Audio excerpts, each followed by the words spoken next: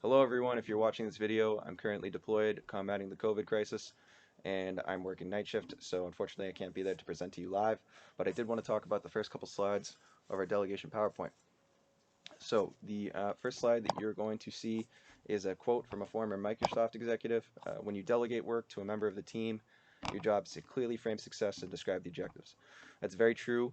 When we delegate tasks to a member, it's important that we not only describe what the task is, but how to complete that task, what's expected, the objectives, and how we're going to meet that task. So it's very critical that we describe those things um, as the delegator, and it's important that the person that's getting the delegation that's being delegated the task to, that they understand what's going on. So when we talk about what delegation is, the delegation is defined by the American Nurse Association as the transfer of responsibility for the performance of an activity from one individual to another while retaining accountability for the outcome. So what that means is that even though if I'm the nurse and I'm delegating a task to a CNA or to an axillary support or to an LPN or to anybody else really that I am allowed to delegate a task to, that I am still responsible for the outcome of that task. I'm still responsible that that task gets done properly, that task gets completed within a timely manner.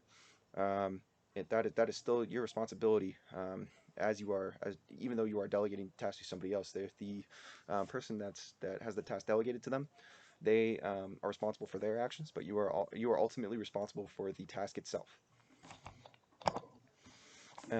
Delegation is a legal management concept. It requires planning, assessment, intervention, and evaluation, meaning that you need to that there's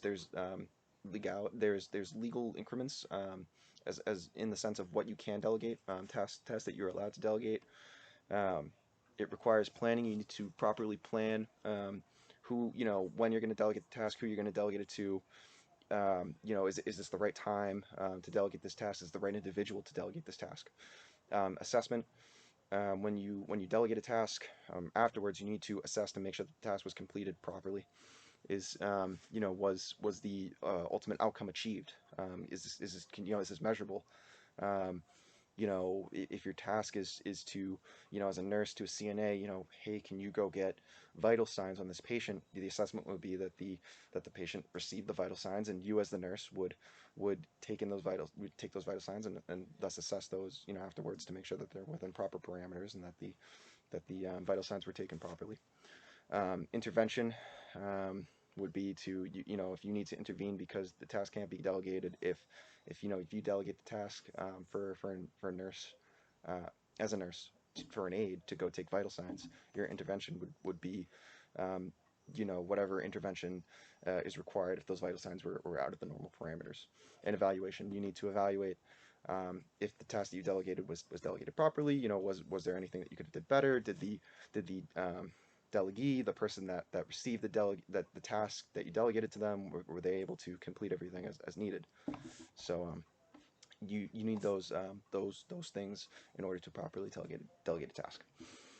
And just once more, you are ultimately responsible for the completion of the task. Just because I delegate a task to an LPN or to an aide, I am ultimately responsible that that task gets completed properly, on time, that it is documented.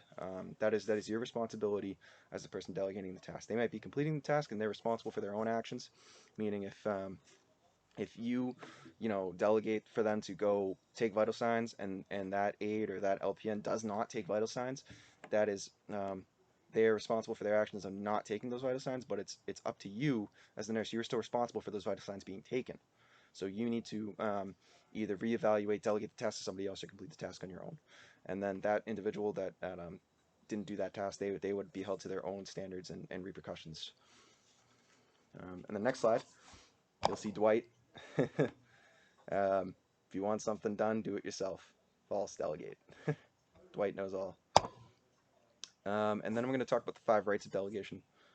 So the 5 rights: the right task, the right circumstances, the right person, the right direction and communication, the right supervision and evaluation. I'm going to go through these. So the right task would be that the task must conform to established guidelines. It means that the task, is a task that can be delegated to somebody else. If I go tell an aide to go start an IV on a patient and facility guidelines prohibit that, if that is not allowed, at the facility, if aides can't start vital signs because it's not within their scope of care, I cannot delegate that task. It has to be a task that can actually be delegated to that individual. It has to be within their scope of care, within their practice. They have to understand it and be able to do that. So, it has to be the right task, the right circumstances. Um, the right circumstances would be, is this the right time to delegate this task? This task need to be done right now. Um, if your patient is, currently, being toileted, and it's you're trying to delegate to an aide to do vital signs, they're going to have to bring that patient back to bed first. It's obviously not the right circumstances to delegate that task to. Task cannot require nursing judgment, meaning that your task, if you delegate that task to an aide, to perhaps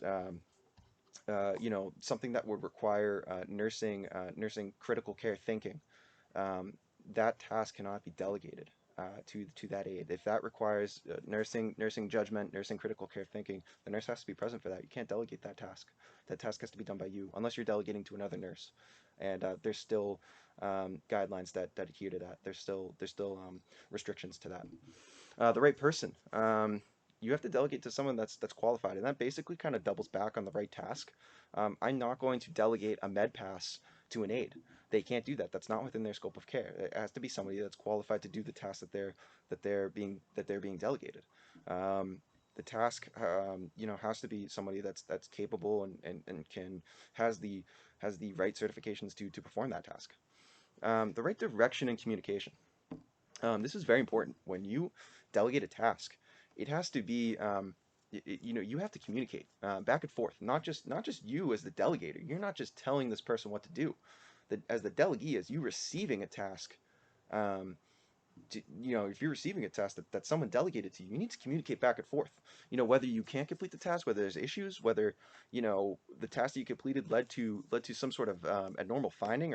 You need to delegate that um, back to the person that delegated the task to you in the first place. You need to communicate properly and often, and you need to ensure um, that everything is understood clearly, and that the right direction, that you're not setting yourself, setting the person that you're delegating task to up for failure. You want them to, you're not going to tell them, if you delegated, for them to go get 20 blood pressures in 30 minutes, they might not be able to do that. Um, they might need a certain amount of time to do that. So you want to, obviously, set them in the right direction. You'll make sure that the task you're delegating to, isn't too much. The task is within reasonable, it's within reasonable manner. You wouldn't tell them to, go toilet, 15 patients and 10 and be back here in 10 minutes. It's not the right direction. Um, and then finally, the right supervision and evaluation. Um, you're supervising them when you delegate a task to somebody. You are supervising them for that task. You might not be their supervisor, you might not be the boss, you might not be the nurse manager on your floor, but you are ultimately supervising them for that task, and you're evaluating them. Inevitably, you're evaluating that that task was completed properly, that that task was there things that we could have did better. If I delegated this task to you. Were you able to complete it? Did you need assistance? Was the outcome achieved? And you basically use that by inviting feedback from the delegee, and feedback from you as well as the delegator. If you delegated them the task and that task wasn't completed, you need to communicate that, hey, this is what I expect when I delegate this task to you. Where can't, are you able to do this? What went wrong? Why wasn't this able to be done? And then as the delegee too, as you receiving the task, you have to give feedback to, hey, when you delegated this task to me, maybe it wasn't within the right circumstances. Maybe I was in the middle of something else and you delegated this task to me and I didn't have the time to do it. Or maybe you're not the person to. You need to give that feedback back and forth. And then finally, you want to assess the outcomes. If the outcome was, if the task was to, to get vital signs or something along the lines of that. You want to make sure that the task was completed. Did you get vital signs? Did you bring those back? Were they documented properly? Who's documenting those? The aid's going to document those, and you as the nurse, you need to follow up and see that they were documented properly, and that you need to perform any interventions that you can do so. So you're going to use those 5 rights. Very important for delegation. Um, and remember those when you delegate a task, or when a task is being delegated to you, both ways. That you're adhering to those 5 rights, and that you're if you that you're remembering those, and that if anything's out of not within those 5 rights, that you communicate properly and fix that before the task is delegated, or you delegate the task to somebody else.